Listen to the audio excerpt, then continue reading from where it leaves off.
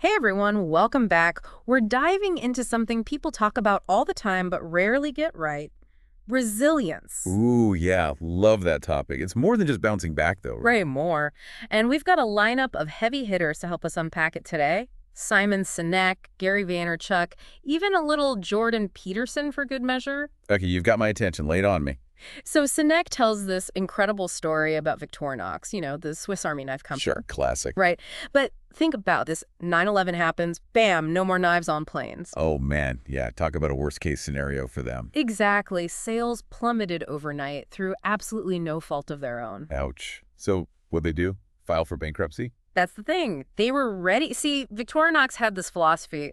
Good times don't last forever. Yeah. So even when business was booming, they were putting away huge chunks of their profits, not giving out massive bonuses or anything. They were preparing for a rainy day, even in the sunshine. Exactly. So when disaster hit, they had this war chest of cash just sitting there. Okay, smart move, but that only buys you so much time. True. But they didn't stop there. They looked at their other products, watches, apparel, all sorts of stuff, and doubled down using that same Swiss-made quality they were known for. So instead of putting all their eggs back in the knife basket, they diversified, got even more resilient. Exactly. It's like they took their own name, Swiss Army Knife, as a business model. I love that.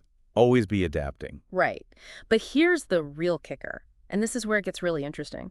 They didn't leave their employees high and dry. They had these prearranged deals with other companies so that if things ever went south, their workforce could be temporarily absorbed by these other businesses. Nobody lost their job. Now that is impressive. Talk about walking the walk. They really understood that resilience is about the people just as much as the bottom line. Totally. And you know what? While Swiss Army knives aren't their main thing anymore, sales did eventually bounce back on that front. But they came out of that crisis stronger and more diverse than they went in. Wow, what a story. It really makes you think. Where do we get stuck thinking our Swiss Army knife, that one thing we rely on, will always be there? It could be a job, a relationship, even our health. That's such a good point. Because we can try to be prepared for anything, sure, but what about the tough stuff that we know is coming down the pipeline? How do we mentally prepare for that? It's funny you should mention that, actually, because this ties in perfectly with what we were going to talk about next. This guy, Dr. Andrew Huberman, has done some fascinating research on resilience and the brain. Oh, I like Huberman. He's got some good stuff. What is he saying? Well, he talks about how our brains are literally wired to grow stronger through challenge. You know that feeling when you push yourself to do something hard, something you really don't want to do, and you come out the other side feeling like, yeah, I did that. Oh, absolutely. It's the best feeling. Right. Turns out there's a specific part of our brain that actually gets physically built up when we consistently do those hard things. No way. What, like a callus, but for our brain? Kind of. It's this area called the anterior mid-cingulate cortex. Try saying that 3 times fast. Right. Don't worry too much about the name. It's more about what it does. Basically, this area is linked to willpower, focus, even longevity. And it grows when we do things that are hard that we'd rather avoid. Okay, so like the mental equivalent of hitting the gym. Exactly.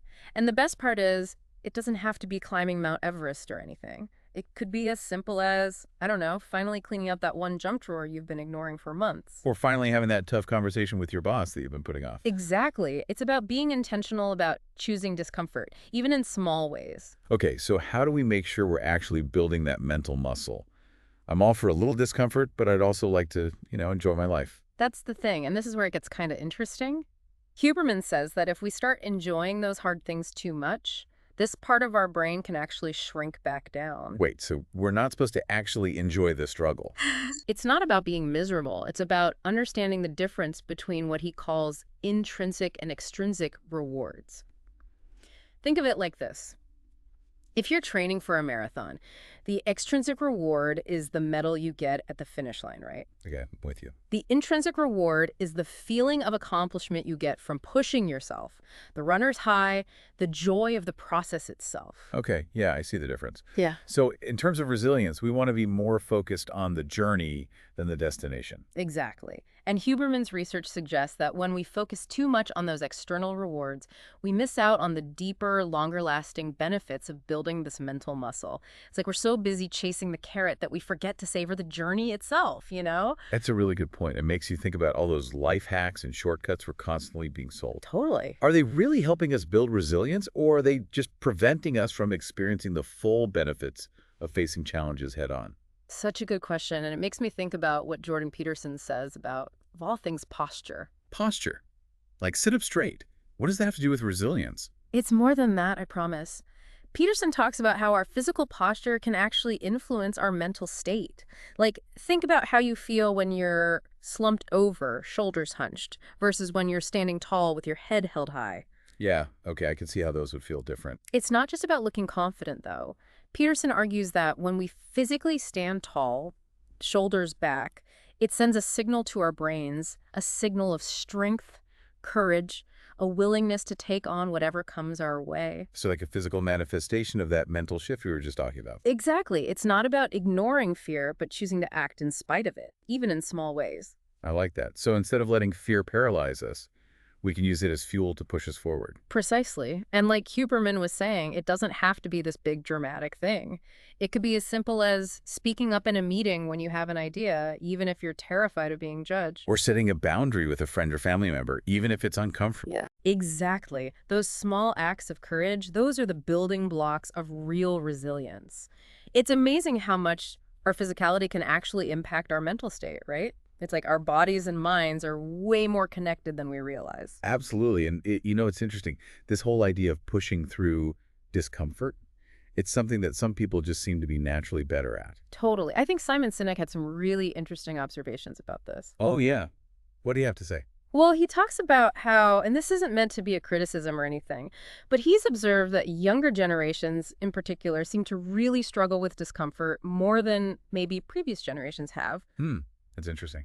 Why do you think that is?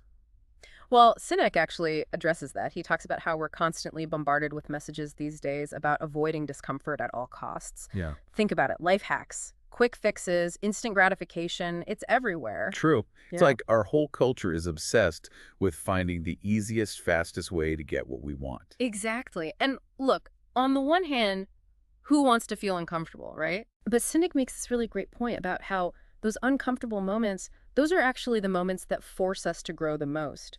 He even shares this anecdote about how some younger people, they'd rather quit a job dramatically than have a slightly awkward conversation about getting a raise. Oh, wow, really? Yeah, it's like they're so used to getting what they want when they want it that even the slightest bit of resistance just feels insurmountable. That's wild.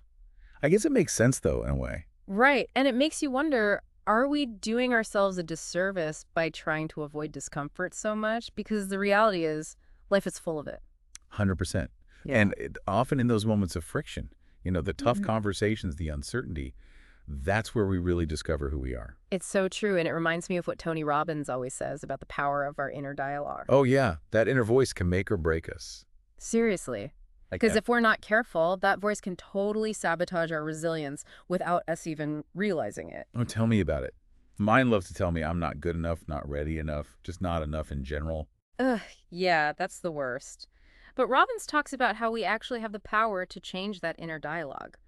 We can choose to challenge those negative thoughts and replace them with more empowering beliefs. It's true. Easier said than done, but so powerful when you can actually shift that inner narrative. Right. So much of resilience is about mastering that internal battlefield, not just the external challenges we face. Totally. It's like resilience starts from within, cultivating that self-belief that allows us to handle whatever life throws our way. I love that. So to kind of bring this all together, it seems like we've uncovered some key tools for building resilience today. We've got the Victorinox approach, which is all about preparing for the unexpected, even when things are good. Then there's Huberman's insights about building that mental muscle by actually leaning into discomfort. And of course, we can't forget Peterson's emphasis on physical posture as a way to embody courage. And then there's Robbins, reminding us about the power of mastering our inner dialogue. Yeah, and I think the thing that ties it all together is this idea that resilience isn't a destination, it's a journey. It's not something we achieve overnight, but rather something we cultivate through consistent effort, both internally and externally. Absolutely. And as we wrap up this deep dive, I think the biggest takeaway for all of us is this. Resilience isn't about avoiding the hard things in life. It's about learning to navigate them with grace And maybe even, dare I say, a little bit of joy, because it's often in those moments of challenge that we discover our true strength and capacity for growth. Couldn't have said it better myself. So next time you find yourself facing one of those I don't want to moments, remember this conversation. Ask yourself, what's one small step I can take today to flex that resilience muscle? You might just surprise yourself with what you're capable of. Now that's a challenge worth embracing. Thanks for having me. Absolutely, and thank you all for listening.